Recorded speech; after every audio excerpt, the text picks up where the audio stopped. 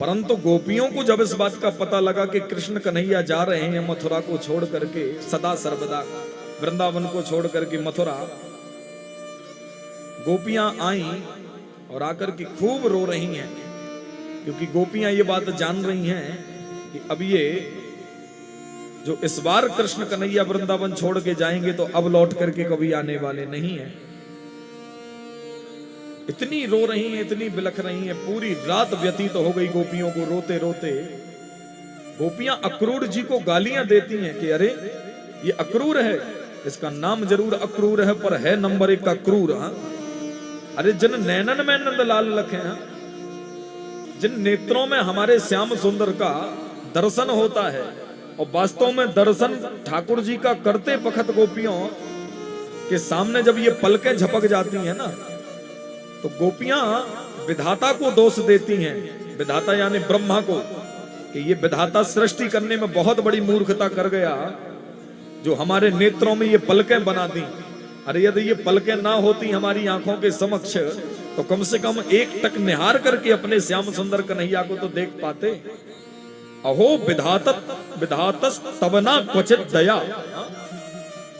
गोपियां विधाता को मान लो मैट रही हैं और ये कहती हैं कि इस विधाता में कोई दया नहीं है, जो इसने सृष्टि लिखी, जब विस्तार लिखा तो उसमें बिछड़ना क्यों लिख दिया फिर इस विधाता ने हमारे यहाँ, हमारे श्याम सुंदर हमको छोड़ करके जा रहे हैं।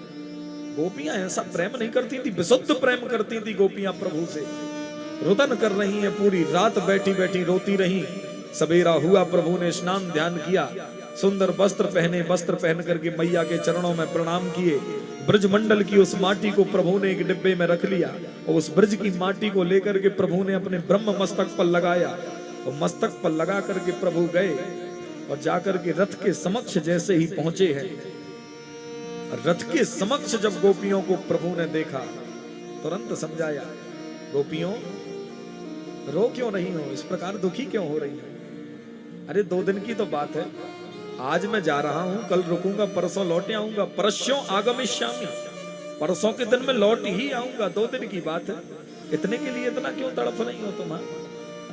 गोपियां जानती थी कि ये परसों की कह के जा रहा है पर बरसों अब नहीं लौटेगा। गोपियों ने फिर भी अपना धर्म निभाया और धर्म निभा करके गोपियों ने कहा कि प्यारे मत जाओ, रुक जाओ। परंतु भगवान ने जब कहा कि गोपियों मेरा वृंदावन को छोड़ करके मथुरा जाना बहुत जरूरी है, यदि मैं मथुरा नहीं जाऊंगा तो मेरी जवाबदारियां सारी खंडित हो जाएंगी, इसलिए मुझे एक बार मथुरा जाने दो। अभी बहुत बड़ा दायित्व है मुझे निभाने के लिए और उस दायित्व को मैं जरूर निभाऊंगा। जिस कार्य के लिए मैं आया हूं वो मथुरा जाए बिना पूर्ण नहीं हो सकता गोपियों, इसलिए मुझे जाने दो। गोपियों ने तुरंत रास्ता दे दिया। सुनिएगा, सच्चा प्रेमी वही होता है जो अपने प्रेमी के सुख के लिए अपने प्रेम को तुरंत निछावर कर देगा। ये प्रेमी की परिभाषा होती है। जो सच्चा प्रेमी होगा वो अपने प्रेमी के सुख के लिए अपने सुख को नहीं देखेगा। ये हमारे प्रेमी का अब इसमें ही सुख है, यदि यहां से जाने में तो फिर अपना सुख की कोई कीमत नहीं होती उस जगह पर। तुरंत रास्ता दे दिया गोपियों ने, और रास्ता दिया